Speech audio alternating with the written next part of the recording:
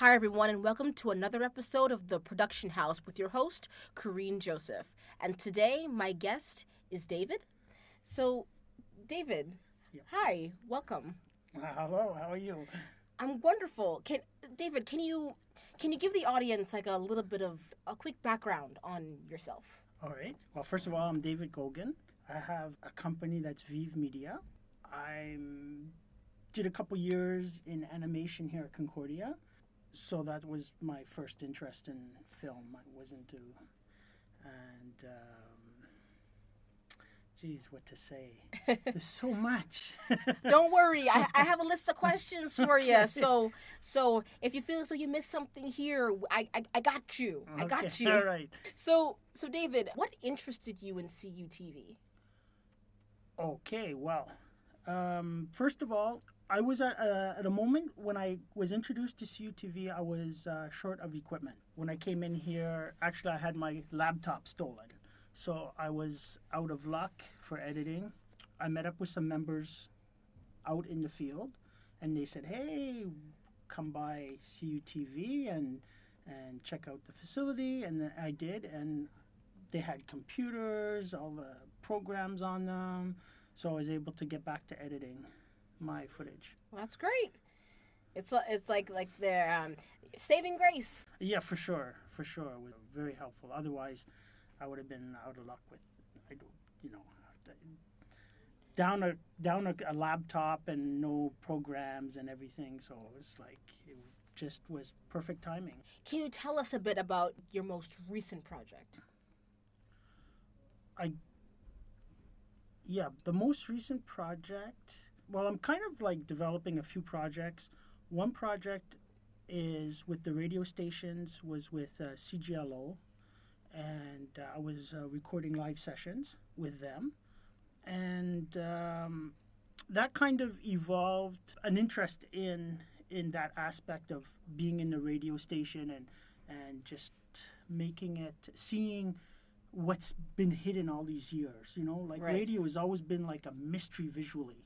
And I think the business is changing Right. dramatically. The people are, live streaming from their radio stations. They're doing all kinds of stuff, and so that kind of like grabbed me into it. And so just the other week, I visited CIBL, which is another radio station, another community radio station on the French francophone, more hip hop station. And I started with them just taking pictures and grabbing some video of guests that were in the station and that kind of stuff. So that's one project that I've been developing. The other, I guess, the biggest project of the year that I did was with Andre, and I helped him out with the cameras and equipment, and that was kind of more more of advertising. It's not really an advertisement, but it's more commercial. Right. It's a more commercial aspect. So for the audience listening, David and Andre, you had a client, and you were basically at this small resort in the wintertime? We headed up towards Quebec, and it's off on these small roads in south of Quebec. Not really resort, just really far off from the city, Right. These back streets, not even back streets, it's like gravel roads in the summertime. Right. To give you some visual context, the roads were like just covered in snow. Yes, yeah. And it's winter. The person you were filming, which I thought was the best part, they were, even though it was cold outside, because you and Andre were in full-on winter gear, the client was in a tuxedo. But they were riding a motorcycle. And for me, those are like two different things you would never really think about. A tuxedo and a motorcycle, like in the same scene together. Well, I think what he was kind of, he was looking for sponsorship for his racing. Right. He came in third in the Canadian in these bike races, and he's looking for sponsors, and he was trying to go after the clients of like the tuxedo industry. And so he imagined this thing, and it kind of looked like a James Bondish type of thing, where you'd have like, James Bond in a tuxedo, but at the same time he's skiing, or you know what I mean? Like, yes. It was very like visually very much like that, and yeah, I thought it was like really different. It's not my idea. I was there just to support Andre and get it together, a little bit. But then you included a clip in your, I believe your demo reel or your trailer on Instagram, and that I thought was pretty cool. It's like, hey, this is a project I recognize. That's awesome. So, can you tell us a bit about like Viv Media and what it's about and what you're trying to do with it? Okay, well, basically, I'm into. Viv Media is more of the commercial aspects, trying to get contracts to do advertising, that aspect more or less. I'm a visual artist, and for me, I'm trying to, with Viv Media, is to do commercial ventures with an artistic push into it, basically. So that leaves me open to a lot of things. You're basically like this production company that can do different projects regardless of the scale. Yeah, and I think I'm basically what I'm doing with Viv Media is helping other people bring up their projects. So I can assist in any of, like, I'm pretty familiar with the whole process of filming, editing, capturing the images. So people have a lot of ideas and a lot of different little companies, and they have they want to do a simple project, but it's very expensive. So I see myself in that little niche where we, on a small budget, will be able to, manage something to help the client out, figure what he wants to do, and get it out there. So you help with the technical side with a film or video project. Do you happen to have like a favorite movie or a television show or a song or poem that you take a lot of inspiration from? Well, recently, in terms of television show, I've been watching The Walking Dead. Ah, yes, The Walking Dead. And that, I just love the film grain in it, the aesthetics aspect of the film. It's kind of inspiring. Also, I was like, Blade Runner. Ah, which one? Well, the first one. Okay. And the second one's, it passed. It passed. Yeah, it passed. It did a really good job as well. I think he didn't put us to shame. He's very good. The director? Yeah, he's very good. Okay. It's different. It has, I think the original, you'll never be able to match that. It's its own piece. You won't be able to match it. You could do another very well film, but you won't be able to exactly copy the other one. So I don't believe in film you can copy another film. So what element are you referring to? Are you referring to the pacing, what the story is trying to get at? What do you mean that it can't be copied? Do you feel as though the aesthetics of it? Okay. The aesthetics of it can't. It's impossible. It's an amazing film to start with. So you have this huge film, and you're trying to make another film that's like it. It's not going to happen. You have even with today's technology, you have all kinds of visual effects and everything, and it doesn't look the same, but it's beautiful. Right. I mean, he did a very good job, but it's not a warehouse full of model. The original would have a warehouse, and they would just have infinite buildings. So when you're filming that, you could see the distance or the fake distance, you know. Yeah. Air quotes, people. Fake distance. So, yeah, it just is different techniques, and it'll come out looking different. Right. I find that older television shows and films, they have this, like I keep thinking back to the pilot episode of the Star Trek series, like the original series, and so in the show, when the team goes down to the planet's surface, like one of the things that stands out are the rocks, and the rocks look really shiny. And for someone looking at it today, it's like, yeah, you can totally tell those rocks are fake.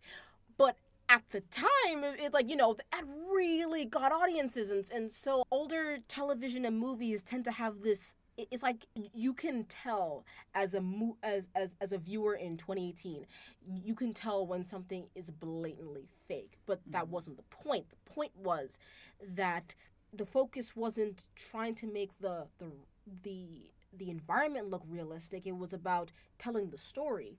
And nowadays you have movies that, I like to use a term called sterile art, where it's so cleaned up that it doesn't look real. I mean, I know today with technology, we've gotten a lot better at blending in CGI and real life. But there comes a point, and I think it's subjective for it.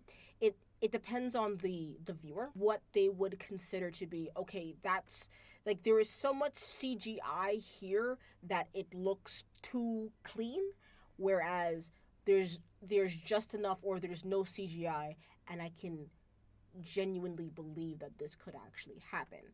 So one example is Mad Max Fury Road, which came out in 2015, which was done with mostly practical effects. The director actually did tests with the vehicles to see, okay, I want this, and this to happen. Can it actually happen, in real life? And a lot of those things, for example, there's a scene where two cars are hitting each other, and the way they collide, not only is it engaging to the audience for the sake of entertainment, but it's also something that is realistic and possible. Like, and then you compare it to later on in the film, where there's this giant sandstorm, and it's like you can tell, okay, yes, this was done with CGI, but I am so ingrained in the action that I don't care about that technical aspect. I am invested in what's happening, and every other aspect is, it's like I have my blinders on. It's like I'm not looking at that. I'm just looking at, like, this thing that's happening right now, and I am entertained. I'm invested. I want to see more of this. Yeah, you're onto something. It's all about storytelling. Right. And Star Trek. You started off with Star Trek, talking about it. Back then, it was enough technology to hide. We weren't as viewers. Our eyes weren't trained. Now we look at it and we say, "Oh no, this is obviously a green screen," or this is obviously, it's, the technology's advanced so much that when we look back at it, of course we're going to see that. But in the end, it was about storytelling. They told their story, and it intrigued many people for many years. And the technique was, it was that technique. And when we look back at those things, we have to, like, keep that in perspective, right? Right. And also, there's something. It's, unless you have a super huge budget like Gravity, or have you seen Gravity? Or I have not seen Gravity. Oh. I've seen clips from the film, so I understand the gist of what was happening in the story. And I mean, that was, they told the whole story, but it's super all, like, I don't know what percentage is CGI, but I mean, there's hardly anything that's naturally Right. filmed. Like, totally. You know, everything is Yeah. so there's something about natural film that is very hard to copy. And that aspect is also one thing that I'm probably very good at is capturing the actual natural image. Right. You know, trying to use natural lighting. It shows when when it's filmed in a studio and you unless you have like a super budget like Gravity or these other big films, it's gonna show your CGI. Right. It's not gonna be as natural.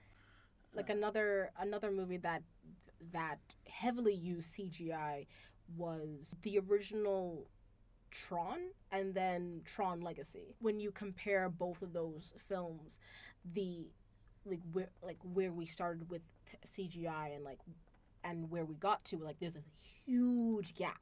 But the majority of the story of Tron Legacy is in the computer. Mm-hmm. So and we use the computer to create things that aren't there. And so in that regard, you're kind of like, okay, technology is, and for those listening, disclaimer, I'm not a computer engineer, so if I say things that aren't accurate, I apologize. A computer is basically a bunch of like ones and zeros, and then there's a component that allows to translate those ones and zeros into images. And so basically what you're doing when you're taking your characters from the real world to the virtual world,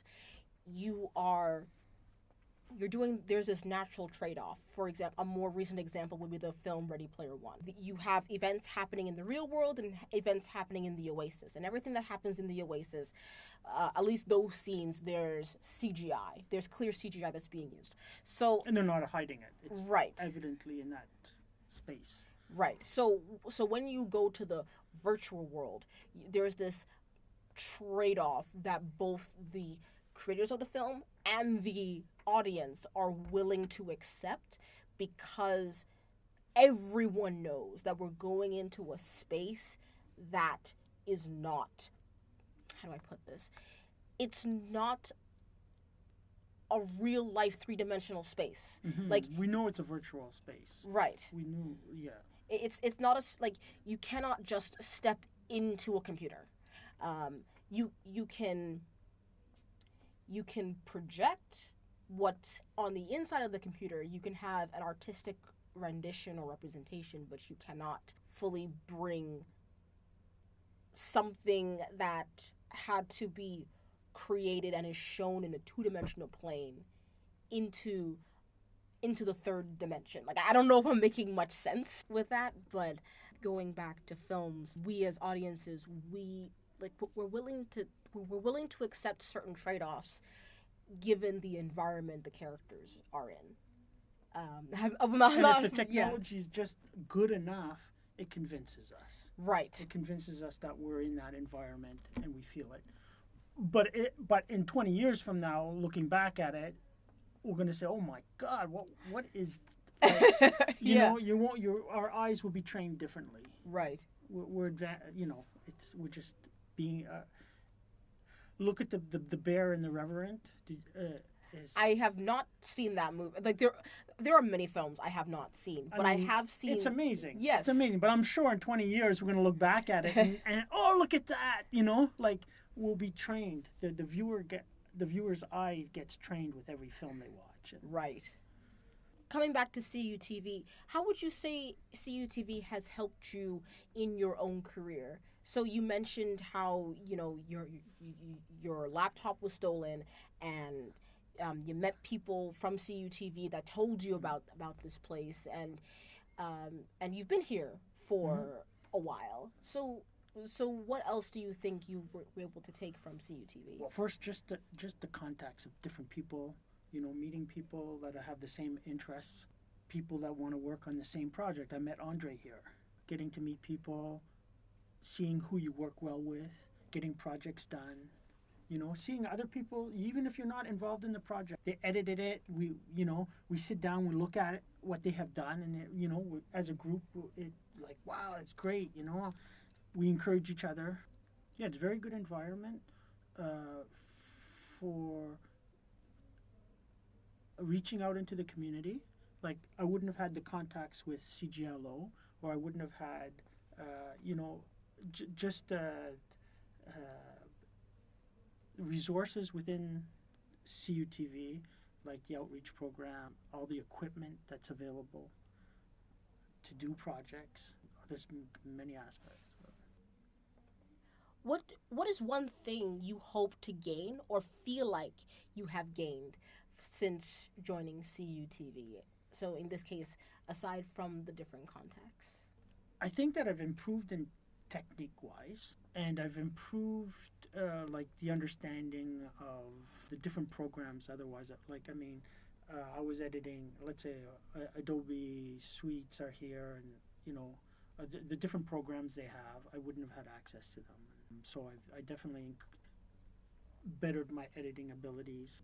Access to the studio helped me with doing photo shoots and light cameras, the lighting from the equipment room, bring that into the studio makes a whole big difference, than if you're doing it at home in a closet. Right.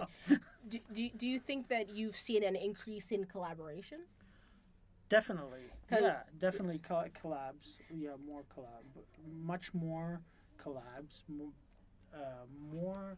It's also the social activities. You come in here and it's like camaraderie. It's not. It's getting out of your house and going somewhere else. Right. And meeting people. Right. Like, I know, for example, a few months, like earlier this year, or maybe it was last year, you were showing Yannick a script you wrote. Right. And then I walk in. Well, you're like, oh yeah, come over. You can come look at it. And I'm reading it. And I'm giving you feedback, and then it gets to a point where I'm like, okay, I'm gonna edit this, and this. It worked. Yeah.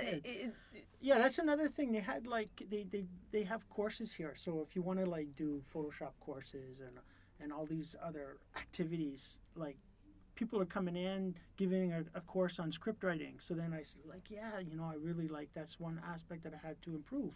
So I took the course, and I'm not a super script writer, but right. I'm better now than I was last year when I didn't have a script done. Right. Oh, absolutely. Ooh, absolutely.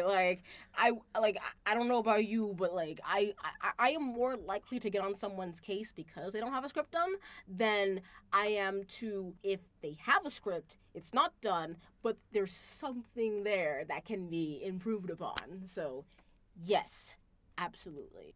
So, David, I'd like to take this time to ask, is there anything that you would like to talk about that we haven't touched upon so far? We've talked about your company, Viv Media. Yeah. So is there anything else about the company that you would like to discuss? Well, yeah. Well, they could check out Viv Media at Viv Media Quebec on Facebook.